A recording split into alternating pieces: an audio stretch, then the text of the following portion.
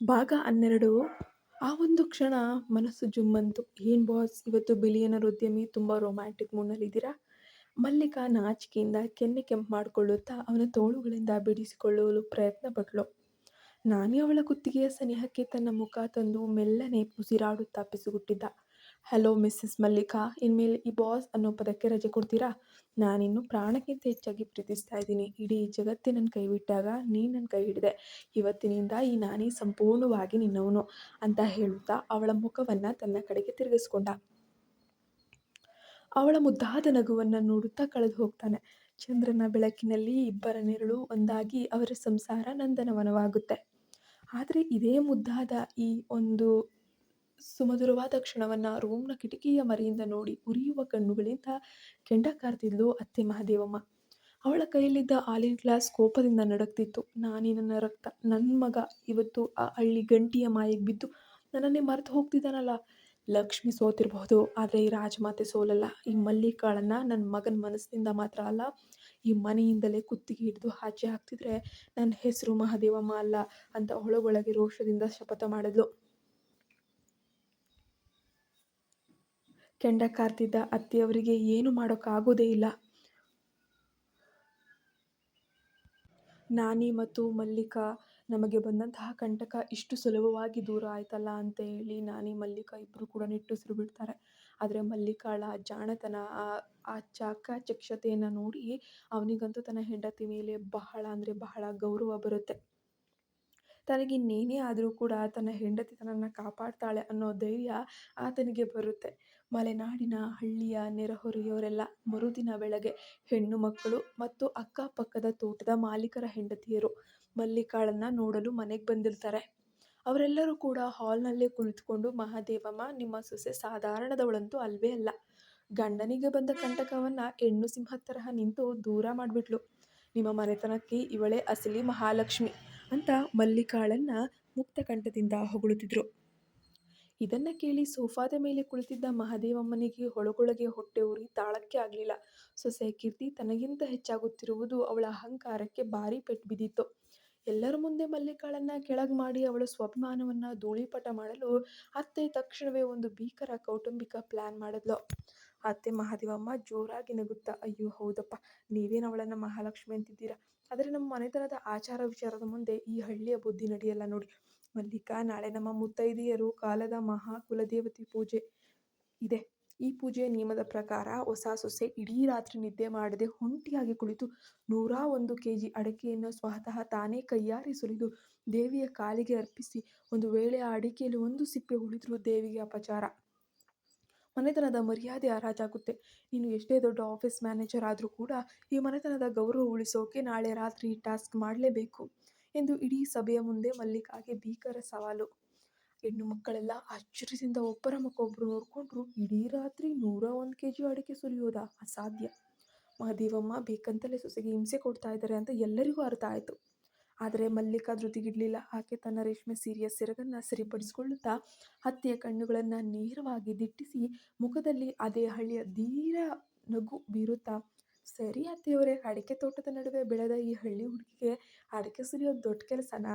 ನಿಮ್ಮ ಮನೆತನದ ಗೌರವಕ್ಕೆ ಧಕ್ಕೆ ಬಾರದ ಹಾಗೆ ನಾಳೆ ರಾತ್ರಿ 101 kg ಅಡಿಕೆಯನ್ನು ನಾನೇ ಸುಲಿದು ದೇವಿಯ ಮುಂದೆ ಇಡ್ತೀನಿ, ಚಾಲೆಂಜ್" ಅಂತ ಹೇಳಲು. ಮರುದಿನ ರಾತ್ರಿ 11 ಗಂಟೆ ಇಡೀ ಮನೆ ನಿಶ್ಶಬ್ದವಾಗಿತ್ತು. ನಾನಿ ಬಿಸ್ನೆಸ್ ಮೀಟಿಂಗ್ಗೆ ಅಂತ ಬೆಂಗಳೂರಿಗೆ ಹೋಗಿದ್ದ. ಅವನು ಬರಲು ಮರುದಿನ ಬೆಳಗ್ಗೆ ಆಗ್ತಿತ್ತು. ಇದೇ ಸಮಯವನ್ನು ಸಾಧಿಸಿ ಅತ್ತೆ ಮಹಾದೇವಮ್ಮ ತೋಟದ ಕತ್ತಲೆಯ ಕೋಣೆಯಲ್ಲಿ 101 kg ಹಸಿ ಅಡಿಕೆಯನ್ನು ತರಿಸಿ ಸುರಿಯುವಂತೆ ಮಾಡಿದ್ಲು. ಮಲ್ಲಿಕಾ ಕೈಯಲ್ಲಿ ಅಡಿಕೆ ಸುಲಿಯುವ ಕತ್ತರಿ ಹಿಡಿದು ಆ ಕತ್ತಲೆಯ ಕೋಣೆಯಲ್ಲಿ ಒಂಟಿಯಾಗಿ ಕುಳಿತಳು. ಅಡಿಕೆ ಸುಲಿಯುವುದು ಸುಲಭವಾಗಿರಲಿಲ್ಲ. ಹಸಿ ಅಡಿಕೆಯ ರಸ ಕೈಗೆ ತಾಗಿ ಇಡೀ ಕೈಯೇ ಕಪ್ಪು. ಬೆರಳುಗಳು ನೋವಿಂದ ನಡುಗ್ತಿತ್ತು. ರಾತ್ರಿ 2 ಗಂಟೆ ಆಗ್ತಿದ್ದಂಗೆ ಮಲ್ಲಿಕಾಳ ಕೈಯಲ್ಲಿ ಗುಳ್ಳೆಗಳು ಎದ್ದು ರಕ್ತ ಬರಲು ಶುರುವಾಯಿತು. ಕಣ್ಣುಗಳಲ್ಲಿ ನಿದ್ದೆಯ ಮಬ್ಬು. ಮಹಡಿಯ ಬಾಲ್ಕನಿಯಿಂದ ಇದನ್ನು ನೋಡ್ತಿದ್ದ ಅತ್ತೆ ಮಹಾದೇವಮ್ಮನಿಗೆ ವಿಕೃತವಾದ ನಗು. "ಮಲ್ಲಿಕಾ, ಸುಲಿ ಸುಲಿ, ಇವತ್ತು ರಾತ್ರಿ ನಿನ್ನ ಆ ಮುದ್ದಾದ ಬೆರಳುಗಳು ರಕ್ತಸಿಕ್ತವಾಗಿ ನೀನು ಸೋತು ನನ್ನ ಕಾಲಿಗೆ ಬಿದ್ದು ಅಳಬೇಕು." ಆದರೆ ರಾತ್ರಿ 3 ಗಂಟೆಯ ಭೀಕರ ಕತ್ತಲೆಯಲ್ಲಿ ಆ ಕೋಣೆಯ ಬಾಗಿಲು ದಡಾರನೆ ತೆರೆದುಕೊಳ್ತು. ಮಲ್ಲಿಕಾ ಕಣ್ಣೀರನ್ನು ಒರೆಸಿಕೊಂಡು ತಿರುಗಿ ನೋಡಿದಾಗ ಅಲ್ಲಿದ್ದ ವ್ಯಕ್ತಿಯನ್ನು ಕಂಡು ಆಕೆಗೆ ಅಕ್ಷರಶಃ ಆಶ್ಚರ್ಯವಾಗಿ ಹೋಗುತ್ತೆ. ಮರುದಿನ ಬೆಳಗ್ಗೆ ಮಲೆನಾಡಿನ ಹಳ್ಳಿಯ ನೆರೆಹೊರೆಯ ಹೆಣ್ಣು ಮಕ್ಕಳು ಮತ್ತು ಅಕ್ಕಪಕ್ಕದ ತೋಟದ ಮಾಲೀಕರು ಹೆಂಡತಿಯರು ಮಲ್ಲಿಕಾಳನ್ನು ನೋಡಲು ಬಂದಿರ್ತಾರೆ. ಆದರೆ ರಾತ್ರಿ 3 ಗಂಟೆಯ ಆ ಭೀಕರ ಕತ್ತಲೆಯಲ್ಲಿ ಆ ಕೋಣೆಯ ಬಾಗಿಲು ದಡಾರನೆ ತೆಗೆದುಕೊಳ್ಳುತ್ತೆ. ಮಲ್ಲಿಕಾ ಕಣ್ಣೀರನ್ನ ಒರೆಸ್ಕೊಂಡು ತಿರುಗಿ ನೋಡಿದಾಗ ಅಲ್ಲಿದ್ದ ವ್ಯಕ್ತಿಯನ್ನ ಕಂಡು ಆಕೆಗೆ ಅಕ್ಷರಶಃ ಆಶ್ಚರ್ಯ. ಲಕ್ಷ್ಮಿಯ ಕಪಟ ನಾಟಕ ಇಡೀ ಮೀಡಿಯಾ ಮುಂದೆ ಬಯಲಾಗಿ ಆಕೆ ಮತ್ತೆ ಜೈಲಿನ ಕತ್ತಲೆ ಕೋಣೆಗೆ ಸೇರಿದ ಮೇಲೆ ನಾನಿಯ ಕಚೇರಿ ಮತ್ತು ಸಂಸಾರ ನಿರಾಳವಾಗುತ್ತೆ. ಇಡೀ ಬಿಸ್ನೆಸ್ ಲೋಕ ಮಲ್ಲಿಕಾಳ ಬುದ್ಧಿವಂತಿಕೆಯನ್ನು ಕಂಡು ಮಾರು ಹೋಗಿ ಮಲೆನಾಡಿನ ಅಡಿಕೆ ತೋಟದಲ್ಲಿ ಸಾಲು ಸಾಲಾಗಿ ನಿಂತಿದ್ದ ಅಡಿಕೆ ಮರಗಳು ಬಿರುಗಾಳಿ ಬೀಸ್ತಾ ಇತ್ತು. ಮಲ್ಲಿಕಾ ತೋಟದ ಮಣ್ಣಿನ ಹಾದಿಯಲ್ಲಿ ಮೆಲ್ಲನೆ ಹೆಜ್ಜೆ ಹಾಕುತ್ತಾ ಹಸಿರು ನೇಚರನ್ನು ಆಸ್ವಾದಿಸ್ತಾ ವಿಚಿತ್ರ ಗೆಲುವಿನ ನಿರಾಳತೆ ಇತ್ತು ಅವಳ ಮುಖದಲ್ಲಿ. ಮರಗಳ ಮರೆಯಿಂದ ಸದ್ದಿಲ್ಲದೆ ಬಂದನು ನಮ್ಮ ನಾಯಕ ನಾನಿ. ಅವನ ಕೈಯಲ್ಲಿ ಈ ಬಾರಿ ಯಾವುದೇ ಕಾಫಿ ಕಪ್ಪಿರಲಿಲ್ಲ. ಬದಲಿಗೆ ಮಲ್ಲಿಕಾಳಿಗೆ ಇಷ್ಟವಾದ ಮಲೆನಾಡಿನ ತಾಜಾ ಮಲ್ಲಿಗೆ ಹೂವಿನ ಮುಡಿ ಇತ್ತು. ನಾನಿ ಇಂದಿನಿಂದ ಬಂದು ಮಲ್ಲಿಕಾಳ ಕಣ್ಣುಗಳನ್ನು ತನ್ನ ಕೈಗಳಿಂದ ಮುಚ್ತಾನೆ. ಮಲ್ಲಿಕಾ ಮೆಲ್ಲನೆ ನಕ್ಕು, ಯಾರು? ನಾನಿ ಸರ್ ಅವರ? ಬಿಡಿ ಬಾಸ್, ತೋಟದಲ್ಲಿ ಯಾರಾದರೂ ನೋಡಿದ್ರೆ ಕಷ್ಟ. ನಾನಿ ಕೈಯನ್ನು ತೆಗೆದು ಅವಳ ಮುಖವನ್ನು ತನ್ನ ಕಡೆಗೆ ತಿರುಗಿಸಿ ಅತ್ಯಂತ ಪ್ರೀತಿಯಿಂದ ಅವಳ ತಲೆಗೆ ಆ ಮಲ್ಲಿಗೆ ಹೂವನ್ನು ಮುಡಿಸ್ತಾರೆ. ಅವನ ಕಣ್ಣುಗಳಲ್ಲಿ ಈ ಬಾರಿ ಕೃತಜ್ಞತೆ ಮತ್ತು ಅಪಾರವಾದ ಪ್ರೀತಿ ತುಂಬಿ ತುಳುಕುತ್ತೆ. ನಾನಿ ಮೆಲ್ಲನೆ ಮಲ್ಲಿಕಾಳ ಅವಳ ಕೈ ಹಾಕಿ ತನ್ನ ಹತ್ತಿರಕ್ಕೆ ಎಳೆದುಕೊಳ್ತಾನೆ. ಮಲ್ಲಿಕಾ, ಇಡೀ ಜಗತ್ತಿನ ನನ್ನ ವಂಚಕ ಅಂತ ಹೊಗಳುವಾಗ ನೀನು ನನ್ನ ಬೆನ್ನಿಂದ ನಿಂತೆ ದೇವತೆ. ಬದುಕಿರೋದು ಬರೀ ಬಿಸ್ನೆಸ್ ಅಂದ್ಕೊಂಡಿದ್ದೆ, ಆದರೆ ಇವತ್ತಿನಿಂದ ನನ್ನ ಇಡೀ ಬದುಕು, ನನ್ನ ಉಸಿರು ಎಲ್ಲ ನೀನೆ ಅಂತ ಹೇಳುತ್ತಾ ನಾನಿ ಮುದ್ದಾಗಿ ಅವಳ ಕೆನ್ನೆಗೆ ಒಂದು ಸಿಹಿಯಾದ ಮುದ್ರೆಯನ್ನು ಒತ್ತಿದ್ದ.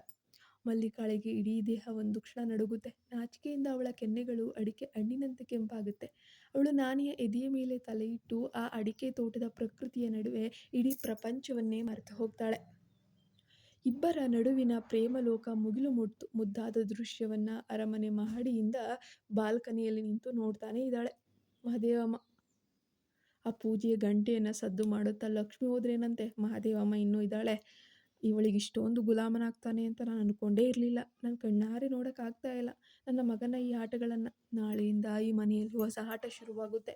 ಈ ಹಳ್ಳಿ ಗಂಟಿಯ ಅಹಂಕಾರವನ್ನು ಅಡಿಕೆ ಸಿಪ್ಪೆ ಥರ ಸುಲಿದು ಆಚೆ ಹಾಕ್ತಿದ್ರೆ ನನ್ನ ಹೆಸರು ಮಹಾದೇವಮ್ಮ ಅಲ್ಲ.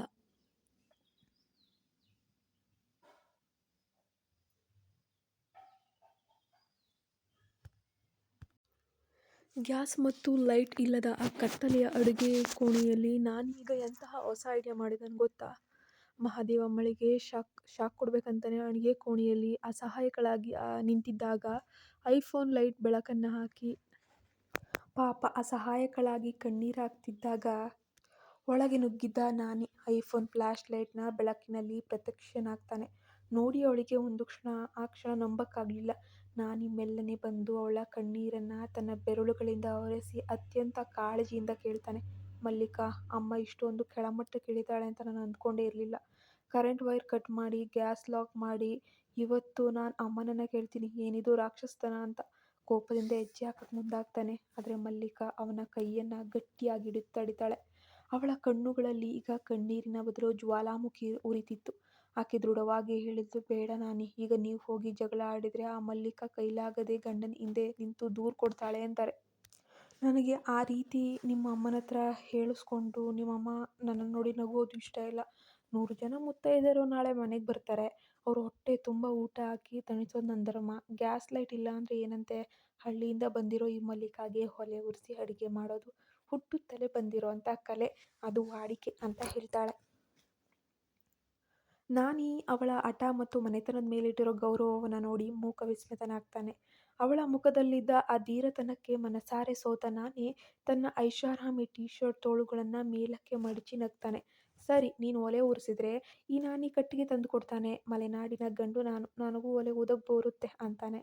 ಮಲ್ಲಿಕಾಳನ್ನು ದಿಟ್ಟಿಸುತ್ತಾ ತಮ್ಮ ರೂಮ್ ಒಳಗೋಗಿ ಬಾಗಿಲನ್ನು ಹಾಕ್ಕೊಂಡ್ರು. ಅವತ್ತು ಸಂಜೆ ಮಲೆನಾಡಿನ ತಂಪಾದ ಗಾಳಿ ಬೀಸ್ತಾ ಇತ್ತು. ನಾನಿಯ ಈ ಭವ್ಯವಾದ ಅರಮನೆಯ ಸುತ್ತಲೂ ಹಸಿರು ಹಾಸಿದಂಥ ಅಡಿಕೆ ತೋಟ ಇತ್ತು. ಸಾಲಾಗಿ ನಿಂತಿದ್ದ ಅಡಿಕೆ ಮರಗಳ ನಡುವೆ ಸೂರ್ಯ ಮುಳುಗ್ತಿದ್ದ ಆ ಸಂಜೆಯ ನೋಟ ಕಣ್ಣಿಗೆ ಹಬ್ಬದಂತಿತ್ತು. ಮರಗಳ ಎಲೆಗಳ ಸದ್ದಿನ ನಡುವೆ ಹಕ್ಕಿಗಳು ಗೂರಿಗೆ ಮರಳುತ್ತಾ ಇದ್ವು. ಅವತ್ತು ಕತ್ತಲೆ ಹರಿದಿತ್ತು.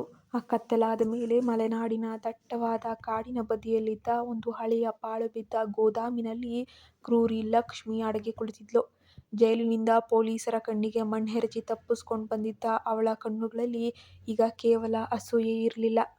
ಬದಲಿಗೆ ಮಲ್ಲಿಕಾ ಮತ್ತು ನಾನಿಯ ಸಂಸಾರವನ್ನ ಶ್ಮಶಾನ ಮಾಡಿಬಿಡಬೇಕು ಅನ್ನೋ ರಕ್ತಪಿಪಾಸು ದ್ವೇಷ ತುಂಬಿತ್ತು. ಲಕ್ಷ್ಮಿ ತನ್ನ ಕೈಯಲ್ಲಿದ್ದ ಗ್ಲಾಸನ್ನ ನೆಲಕ್ಕೆ ಹೊಡೆದು ಪುಡಿ ಮಾಡುತ್ತಾ ತನ್ನ ಮುಂದೆ ಕೈಕಟ್ಟಿ ನಿಂತಿದ್ದ ರೌಡಿಗಳಿಗೆ ಆರ್ಡರ್ ಮಾಡಿದ್ಲು. ನಾನಿ ಜೊತೆ ಅಡಿಕೆ ತೋಟದಲ್ಲಿ ಪ್ರೀತಿಯ ಆಟ ಆಡ್ತಿದ್ದಾಳಲ್ವಾ, ಅವಳ ಆ ಪ್ರೀತಿಯ ನೆರಳನ್ನೇ ನಾನಿವತ್ತು ಧ್ವಂಸ ಮಾಡ್ತೀನಿ. ನಾನಿಯ ಪ್ರಾಣವಾಗಿರೋ ಒಂದು ತಂಗಿ ಶ್ರುತಿ ಇವತ್ತು ರಾತ್ರಿ ಬೆಂಗಳೂರಿನಿಂದ ಮಲೆನಾಡಿನ ಮನೆಗೆ ಬರ್ತಾ ಇದ್ದಾಳೆ. ಆಕೆ ಹೈವೇಲಿ ಬರೋವಾಗಲೇ ಅವಳ ಕಾರನ್ನು ಅಡ್ಡಗಟ್ಟಿ ಕಿಡ್ನ್ಯಾಪ್ ಮಾಡಿ ಇಲ್ಲಿ ಕರ್ಕೊಂಡು ಬನ್ನಿ. ನಾನಿ ಸಾಮ್ರಾಜ್ಯದ ಅಸಲಿ ವಾರಸುದಾಳ ರಕ್ತ ಇವತ್ತು ಮಲೆನಾಡಿನ ಮಣ್ಣಿಗೆ ಬೀಳಬೇಕು ಎಂದು ಭೀಕರವಾಗಿ ಅರಚಿದ್ಲು ಇತ್ತ. ನಾನಿಯ ಅರಮನೆಯಲ್ಲಿ ವಾತಾವರಣವೇನೋ ಮುದ್ದಾಗಿತ್ತು. ಅಡುಗೆ ಮನೆಯ ಸವಾಲನ್ನ ಗೆದ್ದ ಖುಷಿಯಲ್ಲಿ ನಾನಿ ಮಲ್ಲಿಕಾಳನ್ನ ರೂಮ್ ಕರೆದುಕೊಂಡು ಬಂದಿದ್ದ. ಆಕೆಯ ಬೆರಳುಗಳಿಗೆ ಆಗಿದ್ದ ಸಣ್ಣ ಪುಟ್ಟ ಗಾಯಗಳಿಗೆ ತಾನೇ ಸ್ವತಃ ಮೆಲ್ಲನೆ ಮುಲಾಮು ಹಚ್ಚುತ್ತಾ ಇದ್ದ. ಮಲ್ಲಿಕಾ ಅವನ ಆ ಕಾಳಜಿಯನ್ನ ನೋಡಿ ಕಣ್ಣಲ್ಲಿ ನೀರನ್ನ ತುಂಬಿಕೊಂಡಿದ್ಲು. ಏನ್ ಬಾಸ್ ಇವತ್ತು ತುಂಬಾ ಸೈಲೆಂಟ್ ಆಗ್ಬಿಟ್ಟಿದ್ದೀರಾ ಎಂದು ಮಲ್ಲಿಕಾ ಮೆಲ್ಲನೆ ಕೇಳಿದ್ಲು. ನಾನಿ ಅವಳ ಗಾಯಗೊಂಡ ಕೈಗಳನ್ನ ತನ್ನ ಪ್ರೀತಿಯ ಒಂದು ಮುತ್ತನ್ನ ಇಟ್ಟು ಭಾವನಾತ್ಮಕವಾಗಿ ಹೇಳ್ತಾನೆ, ಮಲ್ಲಿಕಾ, ನಿನ್ನ ಮುಖದಲ್ಲಿರೋ ಅದರ ಹಿಂದೆ ಅದೆಷ್ಟೋ ನೋವಿದೆ ಅಂತ ನನಗೆ ಈಗ ಅರ್ಥ ಆಗ್ತಾ ಇದೆ. ಕತೆ ಮುಂದುವರಿಯುತ್ತೆ. ದಯವಿಟ್ಟು ನಮ್ಮ ಚಾನಲ್ಗೆ ಸಬ್ಸ್ಕ್ರೈಬ್ ಆಗಿ ಸಪೋರ್ಟ್ ಮಾಡಿ ಮತ್ತು ಕತೆ ಹೈಪ್ ಮಾಡೋದು ಮರಿಬೇಡಿ. ಹಾಗೆ ಕಮೆಂಟ್ ಮಾಡಿ.